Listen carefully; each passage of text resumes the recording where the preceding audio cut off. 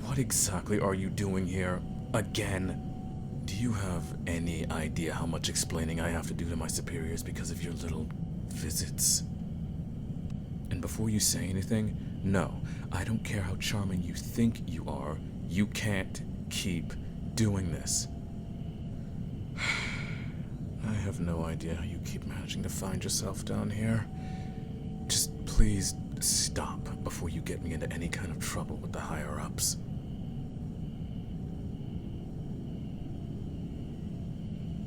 That trick hasn't worked with me, so I sincerely doubt you're going to be able to charm your way with them. Do you not understand that every time you come down here, you are seriously messing with the natural order of life and death?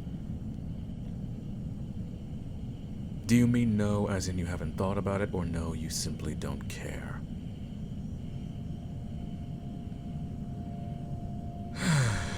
You know what? Whatever, it's fine. Well, it's not, but I'm sick and tired of thinking about it. Okay. Now, why don't we go over this once again, as per your usual routine?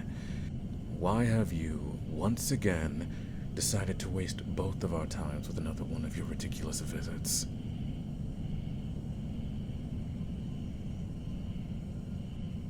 Because you want to stay with me forever. Honestly, do you even hear yourself when you say stuff like this? Do you have any concept of what forever actually means when you're talking to a being who's existed since the first star went supernova? While normally I would have sent your soul down the river Styx a long time ago, there are certain forces at play that prevent me from keeping you here. I'm not at liberty to divulge that. Just know that you can't stay here, and I will send you back every time you show up. Besides, what exactly do you think we do for an eternity? Sit around playing cards, discuss the weather and the abyss? Oh, look, dear, the River Styx is looking particularly gloomy today. Ugh.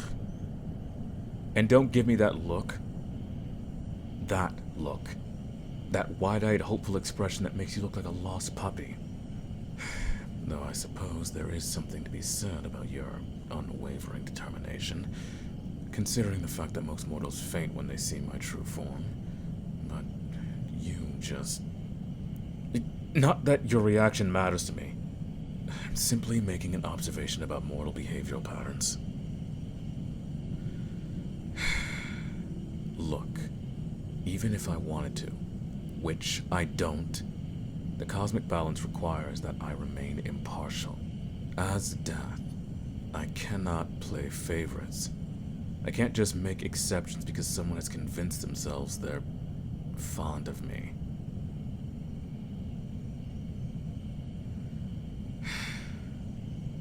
You have no understanding of what you're asking for. This existence, yes, is a lonely one, but it's lonely for a reason. I have seen all kinds of people, both innocent and heroic and not, all wind up here before their time. It's as dreary and thankless as you can imagine, but nevertheless it's a job that needs to be done. Believe it or not, I used to be human once. Oh yes, I wasn't always what you see before you now. Sometimes when you visit, I do catch myself wondering what it would be like to feel that warmth again, to remember what it's like before I became this harbinger of endings. But that's exactly why this can never work. These moments of weakness you inspire in me are dangerous. They make me forget my duties and my responsibilities. The natural order depends on my impartiality.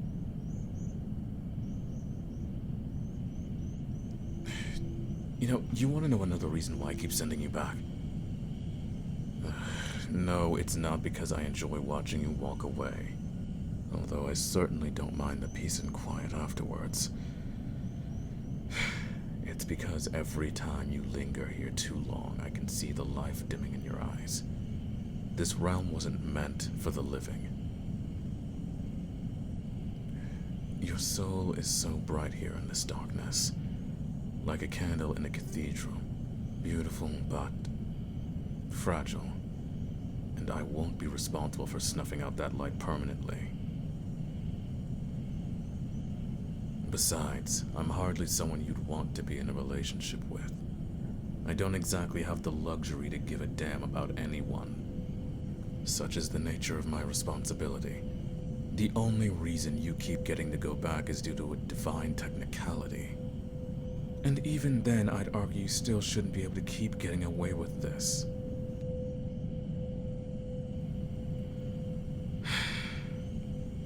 Do you remember the first time you appeared here? You were supposed to be a routine soul collection. Simple paperwork. In and out, move on to the next name on the list. But then you looked at me. Actually looked at me. Not with fear or resignation like the others, but with curiosity, interest, as if someone worth knowing instead of just a force of nature to be endured. No one had looked at me like that in centuries, actually.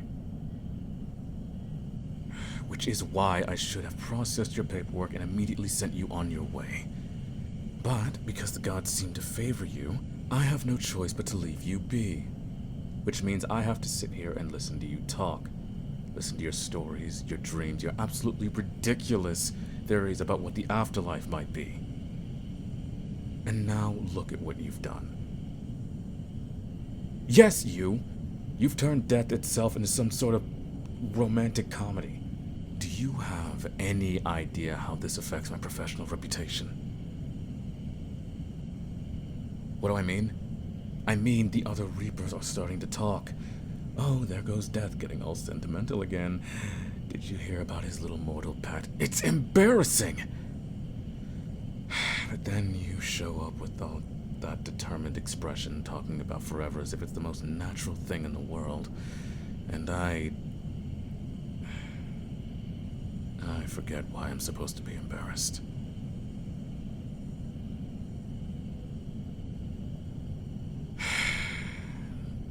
You know I blame you for this. Oh, don't act surprised. You are impossibly stubborn and ridiculously persistent. Constantly asking me to choose between my duty and desire, which should have left me a long time ago. Between the role I've played for eons and a chance to... Frankly, I don't even know anymore. Every time you visit, the temptation grows stronger to say yes, to find some loophole in the cosmic bureaucracy to keep you here, consequences be damned. Do you know how close I was to saying yes last time? You know how close I am right now? I could forge documents. I could claim there was some administrative error, buy us time while the powers that be sort out the paperwork. I could also just keep you here, and keep that bright, beautiful smile of yours all to myself. But I won't. I care far too much about my responsibility to keep you here. And I care too much about you to trap you in this half-existence. You deserve actual sunlight, not eternal shadows. You deserve a real life.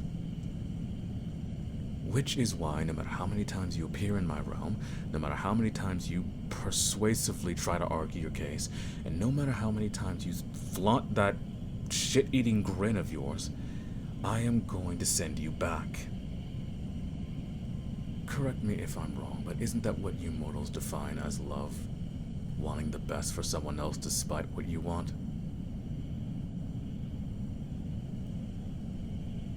Oh, hush.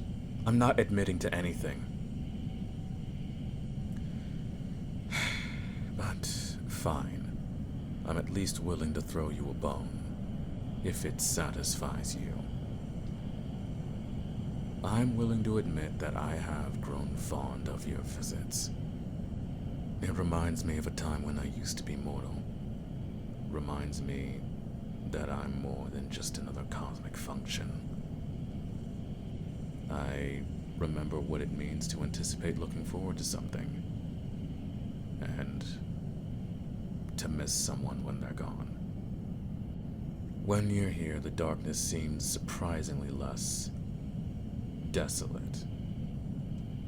So yes, before you get that smug look on your face like I see you doing right now, yes, I do occasionally enjoy your company.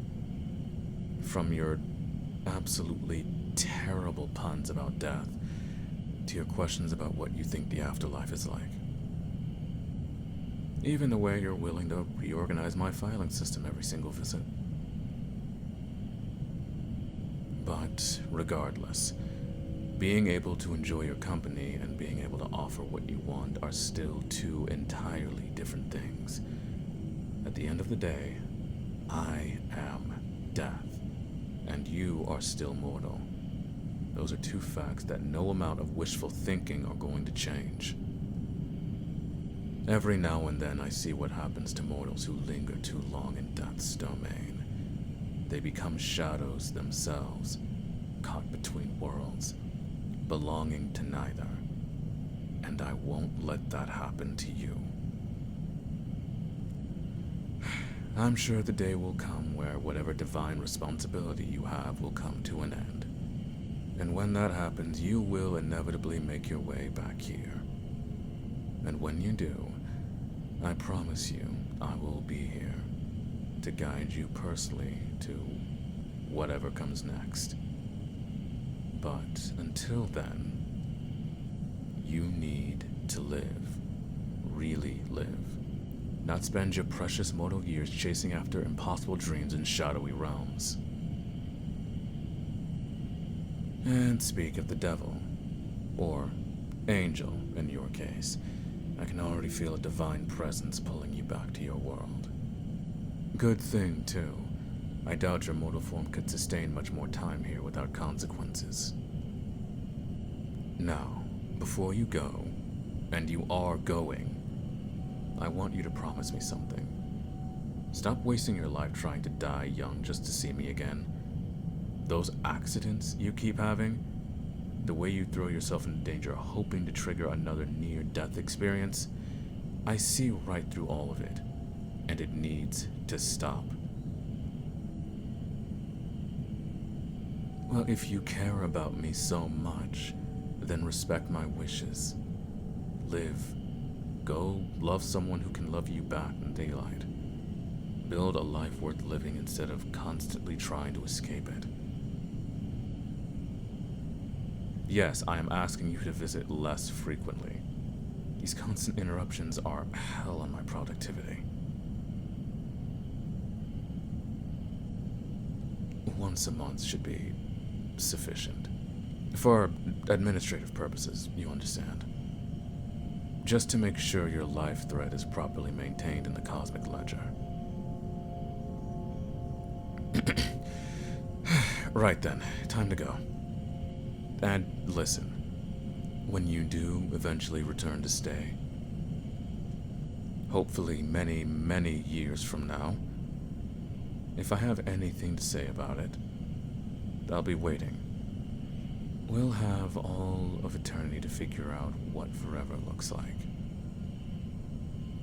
But until then, try not to miss me too much. You wonderful fool. Because I'll be missing you enough for the both of us.